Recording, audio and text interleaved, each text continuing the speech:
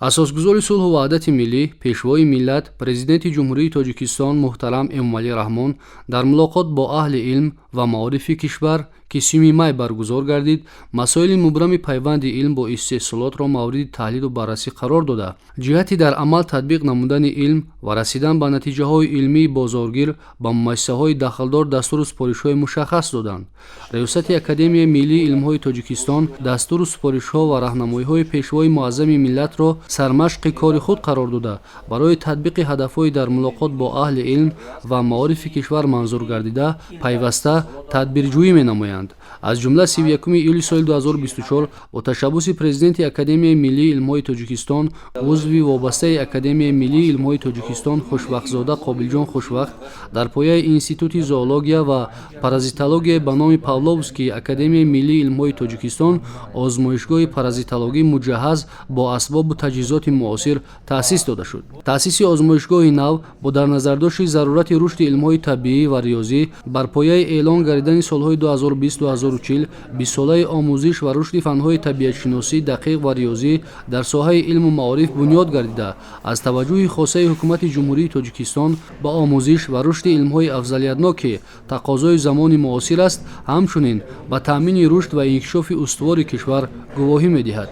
қайд гардид ки як таҷҳизоти замонавии озмоишгоҳ ин дастгоҳи таҳлили иммуноферментӣ ё элайзия ба шумор рафта, барои муайян намудани як қатор бемориҳои хавфноки зоопаразитӣ аз қабили трихинеллез, эхинококкоз, трипаносомоз, токсокароз ва описторхоз истифода бурда мешавад. ҳамзамон беш аз 30 номгӯи лавозимоти лабораторӣ таҷҳизоти гуногуни замонавӣ барои таҳқиқоти биологӣ ва паразитологӣ насб карда шудаанд. тавре ки кормандони собиқадори Институти зоология ва паразитология ба номи Павловскии Академияи Миллии Илмҳои Тоҷикистон иброз доштанд, таърихи академия чунин озмоишгоҳро ёд надорад ва он дар партави дастуру раҳнамоиҳои пешвои муаззами миллат муҳтарам Эмомалӣ Раҳмон бо ташаббуси бевоситаи президенти Академияи Миллии Илмҳои Тоҷикистон Хушвақтзода Қобилҷон Хушвақт сохта мавриди истифода қарор дода шудааст. хушбахтона барои тамоми кормандони Институти зоология ва паразитология Академияи Миллии Илмҳои Тоҷикистон, махсусан ба мутахассисони соҳаи паразитология, мо имрӯз як рӯзи хушбахтист, чунки мо дар даврони истиқлолият боз соҳиби як озмоишгоҳи ҷадид ва замонавӣ гардидем ва ин водор мекунад ки боз кормандони илмӣ бо талоши зиёд кӯшиш кунанд ки навгониҳои зиёдро дар илми соҳаи зоология ва махсусан дар қисмати паразитология ки инам як илми фароғ ва беканор аст, навгониҳои зиёд дар илм ворид кунанд. рушд додани махсусан соҳаи илмҳои биологӣ ниҳоят муҳим аст, чунки маҳз дар натиҷаи рушд ёфтани илм худи мамлакат метавонад ки бевосита то андозае худи фазои мамлакатро, ҳудуди мамлакати худро аз баъзе омилҳое ки метавонанд ки хатарзо бошанд барои амнияти мамлакат онҳоро пешгирӣ кунанд ва баъзе аз масъалаҳое ки ба ин самт дахл дорад онҳоро ҳал кунанд. Конечно, создание новой лаборатории требовало, уже само время требовало. Этот вопрос давно назрел.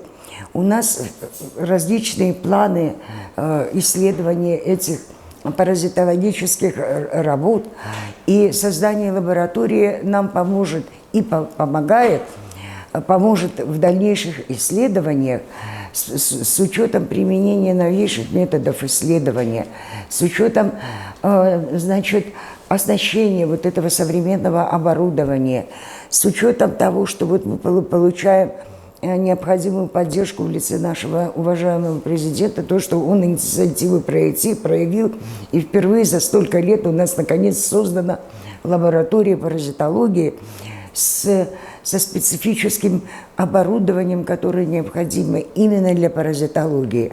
И мы надеемся, что в дальнейшем нам будет оказана со стороны президента тоже помощь в оснащении, в приобретении оборудования для того, чтобы развитие наших паразитологических исследований целенаправленно продвигалось с очень хорошими результатами. Всесторонняя помощь оказана в создании этой лаборатории, в оснащении этой лаборатории. Ну и надеемся, что в дальнейшем мы будем пользоваться его поддержкой и вниманием. Поэтому мы очень благодарны нашему уважаемому президенту. дар ин озмоишгоҳ ҳамчунин заррабини нусхабардории замонавӣ бо мақсади таҳқиқи сохти морфологӣ, муайян намудани таркиби намудӣ, аксбардории объектҳои хурдандоза истифода бурда мешавад. ҳамчунин дар озмоишгоҳи мазкур таҷҳизоти бехатарии биологӣ дараҷаи 2, асбоби тамизкунӣ, стерилизатор, ҷевони хушккунӣ, инкубатори биохимиявӣ муҷаҳҳаз гардонида шуданд. таъсиси озмоишгоҳи нав имконият медиҳад, ки институт бо як қатор муассисаҳои давлатӣ, байналмилалӣ ва ташкилоту корхонаҳои хусусӣ ҳамкориҳоро ба роҳ монда, фаъолияти худро барои рушди илм ва таъмини бехатарии биологӣ ва амнияти озуқаворӣ бо дигар муассисаҳо дар ҳамоҳангӣ вусъат бахшад. Является большой проблемой не только для нашей лаборатории, но и для всего института и для, в общем-то, и для науки целом. Это подготовка научных кадров. Поэтому мы хотели бы, что вот то, что силы нашей лаборатории, силами наших сотрудников лаборатории, здесь опытные сотрудники в течение многих лет работают. Вот. Но должна быть смена, должны быть новые молодые кадры. Поэтому мы должны готовить новых специалистов, которые будут вести различные разработки в других уже направлениях паразитологии, и в акарологии, и в энтомологии, и в протозоологии, и в гельминтологии, то есть в различных направлениях паразитологии. И вот это то, что мы получили, мы надеемся, что это только начало, вот это оборудование, потому что впереди у нас новые планы. Мы надеемся, что с помощью нашего президента у нас будет приток новых сил, молодых кадров, которые получат и стажировку, и опыт работы на этом оборудовании. И с учетом этого опыта, приобретенных знаний, мы в дальнейшем можем развивать еще другие работы в основном, конечно, это все идет для того, чтобы бороться с этими паразитарными заболеваниями, для борьбы профилактики этих паразитарных заболеваний. Саравал минадори худро ба асосгузори сулҳу ваҳдат пешвои муаззам миллат муҳтарам Эмомалӣ Раҳмон мерасонем, ки барои дастгирӣ намудани ҷавонон як фазои хубе омода намуданд.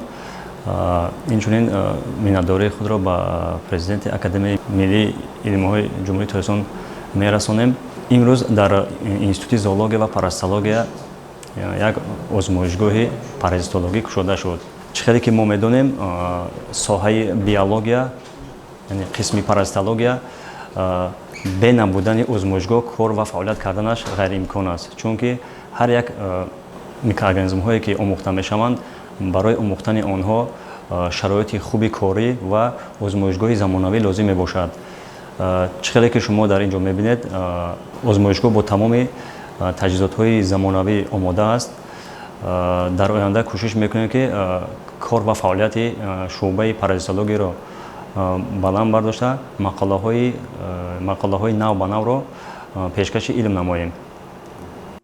кормандони собиқадори институт иброз доштанд, ки озмоишгоҳи паразитологияи Академияи миллии илмҳои Тоҷикистон дар тайёр намудани мутахассисони ҷавони соҳа заминаи мусоид фароҳам меорад ва умед аст, ки бо истифода аз имкониятҳои фароҳам оварда олимони тоҷик дар ин самт ба дастовардҳои беназир ноил мегарданд ва ворисони арзандаи Ибни Синову, Форобиву, Хайёму ҳазорҳо чеҳраҳои барҷастаи илми сатҳи ҷаҳонӣ будани худро собит месозанд.